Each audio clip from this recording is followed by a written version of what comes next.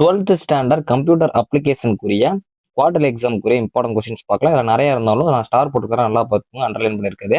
So quarterly எக்ஸாமுக்கு 1லேருந்து 11 வரைக்கும் உங்களுக்கு போர்ஷன் இருக்கும். ஸோ ஃபர்ஸ்ட் பார்த்தீங்க அப்படின்னா அதில் டிஃபைன் மல்டிமீடியா. இந்த ஃபர்ஸ்ட் யூனிட்ல மல்டிமீடியா காம்பவுண்ட்ஸ் அனிமேஷன்லேருந்து கேட்கலாம். இதில் டெஸ்க்டாப் பப்ளிஷிங் பார்த்துக்கோங்க. Pasteboard in PageMaker இது ரொம்ப முக்கியமான ஒன்று.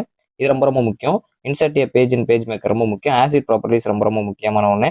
ரிலேஷன்ஷிப்ஸ் பார்த்து வச்சுக்கோங்க. அதே மாதிரி அரே பேஸ் பண்ணியிருக்க கொஸ்டின்ஸ். ஸோ இதில் வந்து இந்த அவுட்புட் பேஸ் பண்ணி கேட்கலாம், நல்லா பார்த்து வச்சுக்கோங்க. கண்டிப்பாக இது கம்பல்சரி இருக்க வாய்ப்பு இருக்குது. வேலிடேஷன் ரொம்ப முக்கியமான ஒன்று. MySQL ஃபங்க்ஷன் சின்டெக்ஸ் பேஸ் பண்ணியிருக்க கொஸ்டின்ஸ்லாம் கொஞ்சம் நல்லா பார்த்து வச்சுக்கோங்க.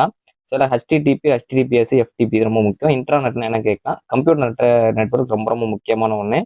ஸோ 3 மார்க்ஸ் பொறுத்த வரைக்கும் இதில் வந்து அந்த ஃபர்ஸ்ட் யூனிட் பொறுத்தவரை 3 மார்க்ஸ் மூணுமே படிச்சுக்கோங்க. அதில் ஏதாச்சும் ஒன்று வந்துடும். அதில் இமேஜ் ஃபைல் ஃபார்மேட்டும் ஆடியோவும் நல்லா பார்த்து வச்சுக்கோங்க. ஸோ இன்சர்ட் பேஜ் நம்பர் இது ரொம்ப ரொம்ப முக்கியமான ஒன்று.